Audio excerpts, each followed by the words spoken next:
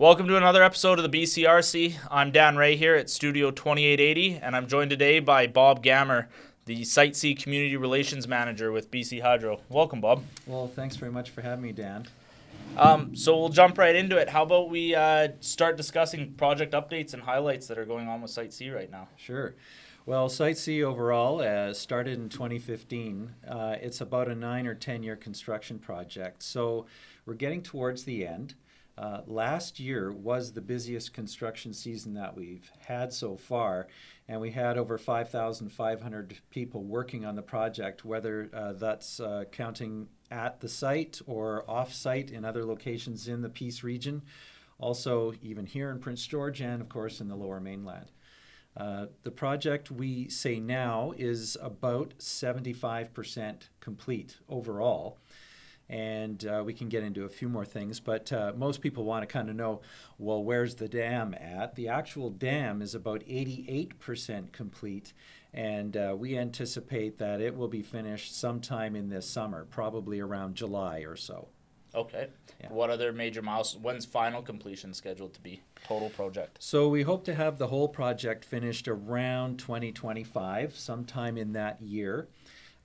We may finish some major parts of the project sooner than that, but once we finish the dam and we start making electricity, there'll be other work such as reclamation in various areas that will still need to be finished as we return construction sites that were cleared back to a natural setting.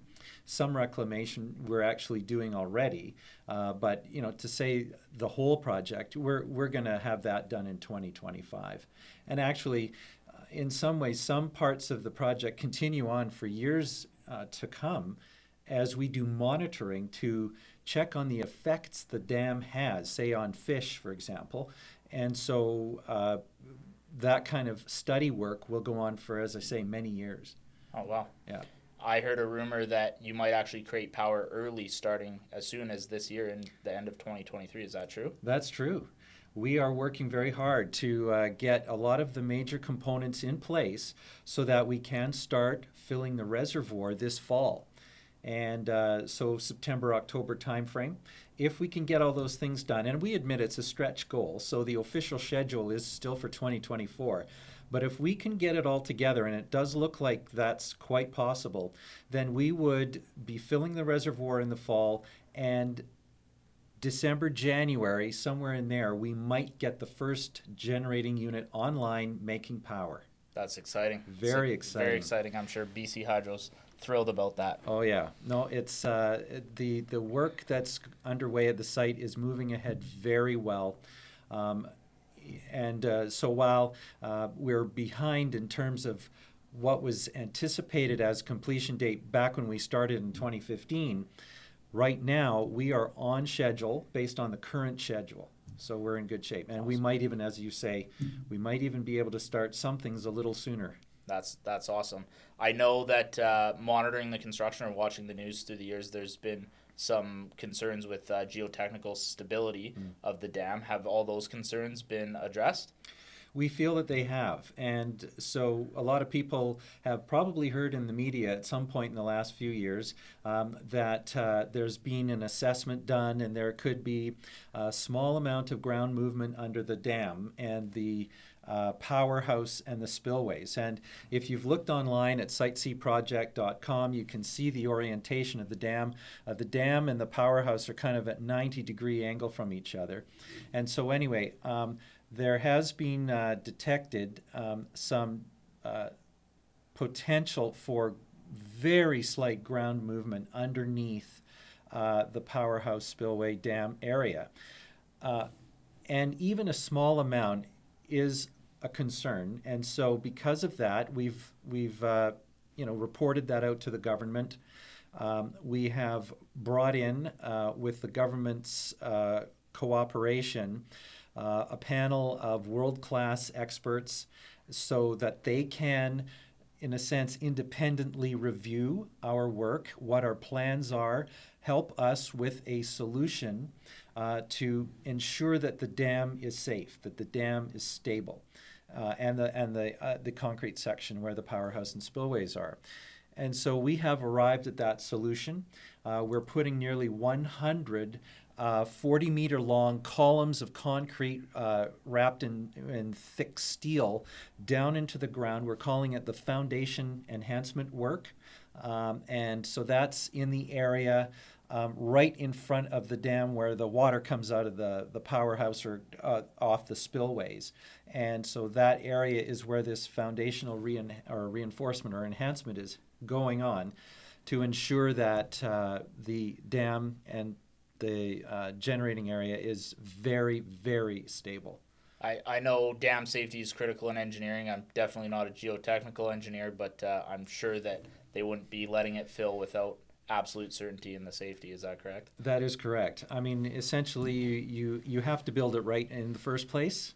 There's you just want to give that everything you've got to make sure that it's done right the first time, and that's what we're doing. Absolutely.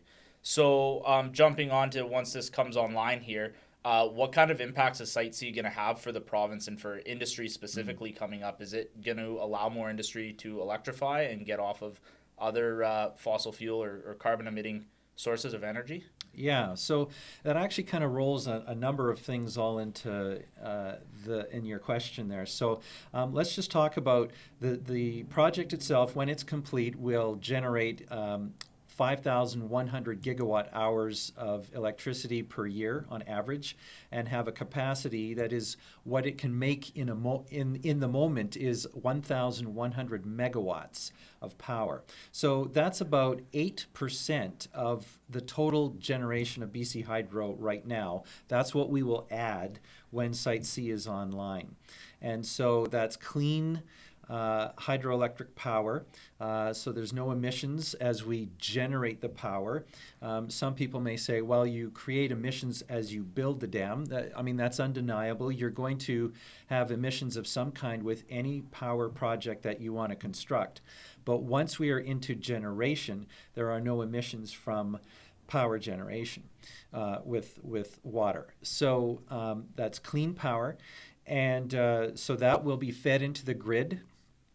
We've got two 500,000 volt lines already built and connected to a substation. This year we will be completing the short, like about 1 kilometer from the actual generating station to the substation. That's all enclosed on the site. And then that will allow us to get electricity onto the grid. So that will be in place this fall as well. Again, setting up for what could be power generation by the end of the calendar year here. So now to get to the other part of your question, electrification is now a big push that we're hearing from the provincial government. And so we're talking about replacement of fossil fuels. So homes might use heat pumps instead of a gas-burning furnace to heat their home. Heat pumps are driven by electricity. And so we can imagine with millions of homes in British Columbia, or let's turn for a moment just to electric vehicles. By 2035, all new passenger car and light truck sales will be electric. And so while there will still be lots of gas-burning vehicles on the roads, everything from 2035 on is new. We already have about 80,000 electric vehicles on the road in the province, and that number is only going to grow, and it's going to grow quickly because there's certain targets that car dealers have to hit by like 2025, 2030, ultimately to that 2035 target. So between homes and how much fuel what kinds of fuel they use and cars, we're going to see a huge demand for electricity. And so Site C is in place to meet that demand. We also have an integrated resource plan. We filed that with the BC Utilities Commission, and that's a 20-year look ahead to where we're going to get sources of electricity to continue to supply British Columbia for all of its needs, including this electrification. So we will need to have Site C, and it will be in place to achieve these goals. We also have things like LNG, which are coming online in the next few years as well. LNG Canada in Kitimat, I believe, is going to be online in 2025. We've got a couple of other LNG projects that are making the news right now that could be built, other ones in the Kitimat area and also in the Nisga'a territory. And so those would be electrically driven. Some of them still gas driven, like LNG Canada's first phase. And so again, more need for hydroelectric resources because the province wants things to be net zero in the long run. So there's going to have to be some kind of offset, or there's going to have to be clean power in the first place to get these running. So this is where Site C energy will go. Is that answer the whole picture for that demand, or part of the picture, or does it depend on what actually gets electrified in the coming decades? It really depends on what gets electrified, and I would say it's part of the picture. And that's why we have the integrated resource plan that looks ahead. Site C will come online, as we say, by 2025, everything's done. It's going to have enough energy until the end of this decade, and it will have enough extra capacity for a few years beyond that, so into the mid-2030s. So we are looking farther down the road than that because we know we're going to have other resources. Where will those come from? Probably wind, probably solar, maybe some pumped storage. Those are the best options. Those are all clean. They don't emit anything once they're in production. And so those will probably be where people who make these decisions, the Minister of Energy, the government, or private developers, who would make the best case to come to us and move forward with privately owned projects that we would add in the next several years. So BC Hydro is very committed to renewable energy sources for the future, and that's all that they're looking at in their plans. Is that correct? That's correct, and that's because that's what the provincial government wants us to do. And remember, the provincial government owns BC Hydro 100%, so they will direct us in this way, and so we're preparing for that. Of course. So back onto Site C specifically, as it comes online here, what kind of economic impact does that have for the Peace region? Is there a substantial job creation for operations when it comes online, or other spin-off opportunities for local businesses? So in terms of the construction, let's start there. There's been a lot of opportunity for local businesses. Hundreds of businesses have gotten contracts, maybe not directly from Hydro, but through our main contractors, like Peace River Hydro Partners is one of the main contractors, Voith Hydro, AFDE, which is another consortium. All those letters are various companies. And so those would let contracts to more local suppliers. We have seen over 1,000 people in the Peace region, people who live there, who go home each night. They don't have to stay in the camp. And so that's tremendous benefit for the region. To have that. I mean, that's at times that's been well over 20% of the workforce, even higher at some points earlier on. Of the total workforce on the project lives in the region, which is a fantastic win for everybody. So yes, that's been in the construction phase. In the operations phase, the project itself will employ about 30 people on site who will work there. That's the one thing about dams that I think, or generating stations, that may surprise a few people is they're not big factories in that they employ hundreds, like a mine, for example, where there's so many different jobs. But within a hydro generating station, you really only need a basic set of skills. They are specialized skills for sure. And then management as well. And so it's only just, as I say, about 30 people will work full-time at Site C once it's very well-paying operations jobs, though. That's right. Right. Oh yeah, no, they are. Hydro is a very good company to work for, and it pays competitive wages.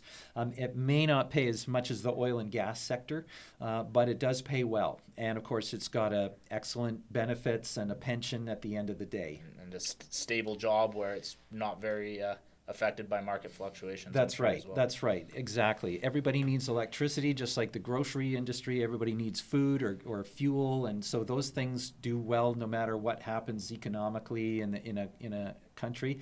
And it's the same with BC Hydro with electricity. Even if people might curtail a little bit, like, through COVID, where everything just shut down quite quickly. We saw a small drop in power consumption, and it began to come back even within that same year. So yeah, we're pretty much recession proof. That's awesome.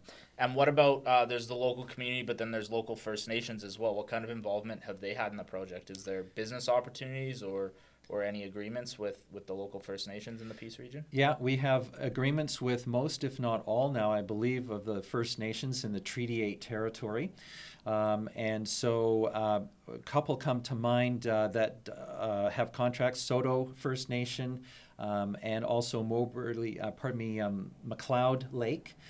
Definitely high-profile contractors on site, and I think there are others. Sorry, I just not at my fingertips there, but definitely we have worked with First Nations from before the project to work with them to understand their concerns, to reach impact benefit agreements, and we're also working on developing a cultural center that will be a legacy after the project that would be in the Peace region.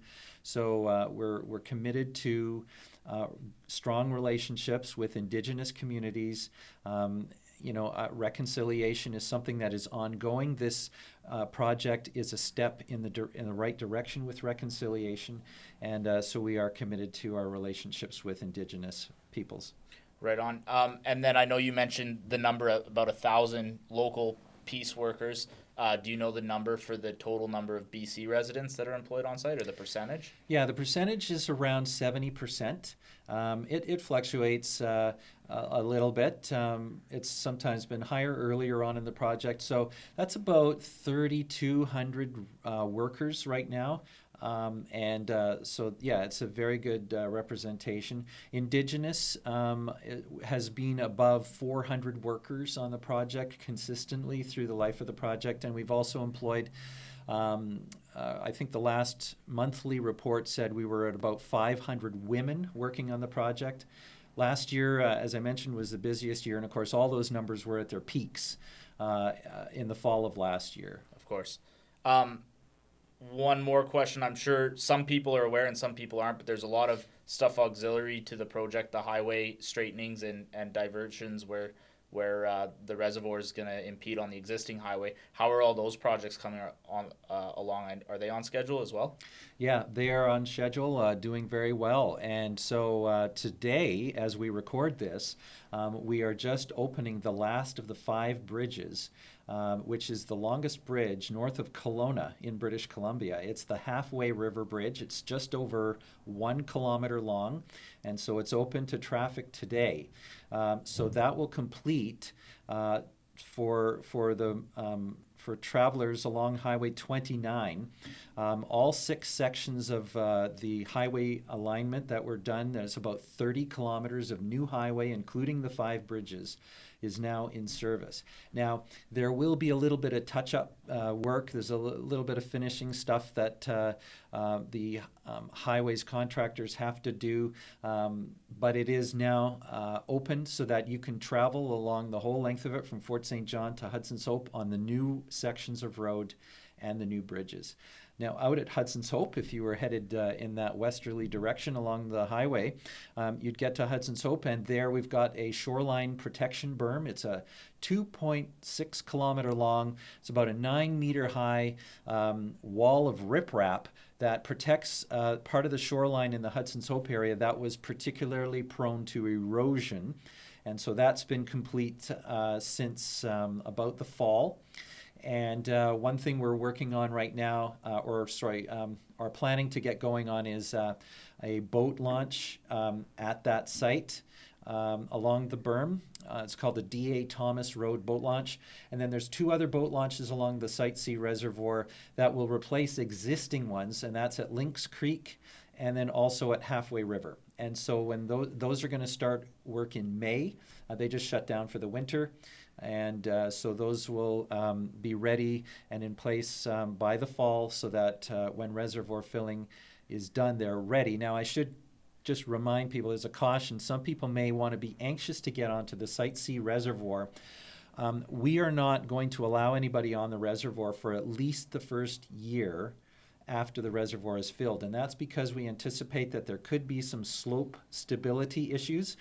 When you fill up that reservoir, the hillsides that are now submerged could move, and so for safety reasons, we want to monitor those slopes to ensure the public safety, boater safety, recreational safety, any way you want to slice it. It just comes down to making sure that it is a safe amenity to use, because we know a lot of people will want to get on there, but we just want them to know that for the first year, we are not encouraging or not allowing anyone to do that. Okay, that's awesome. It seems like the project is really adding a lot of side benefits to the local region. I assume the highway projects are improvements overall, straighter, flatter highways, and then additional amenities accesses. That's right. So yeah, you're right. It is straighter. Like you'll notice there will be, as you switch from one section to another, the older road doesn't maybe have as wide of a shoulder. It may kind of not be as straight or flat, but the newer sections are all built to 2022 standards, and so you will notice a much nicer experience. It saves we understand it saves maybe about 5 minutes on the drive. So I know people locally will appreciate that. It's not a huge time saver, but it is something. So yeah, it's always nice to have nicer roads. Yeah. Is Site C going to remain its name when it comes online, or should we expect a renaming ceremony at some point? I think we should expect renaming. So I know that is going to get input from a number of places. Indigenous communities will have a say. Potentially local government will have a say. And so, the work is started on that. The discussion has started on that. Okay. No hints on what the final name will be, but we will have something other than Site C to call this facility in the future. Right on. Yeah. Well, that's great. It's very exciting to see it come online as a British Columbian. I'm sure all British Columbians are super excited for that project. I just want to thank you very much for your time coming on here. Well, thanks very much, Dan. This is a great conversation. I just want to add one more thing for everyone watching. If you are watching, hit like on our Facebook page or subscribe on YouTube. Follow us. Check out our website, thebcrc.ca. And currently, until April 14th, we're still selling tickets for our bike raffle. You can buy those online, so head online there and get your raffle ticket before they're all sold out. Thank you very much again, Bob. Okay, glad to be here.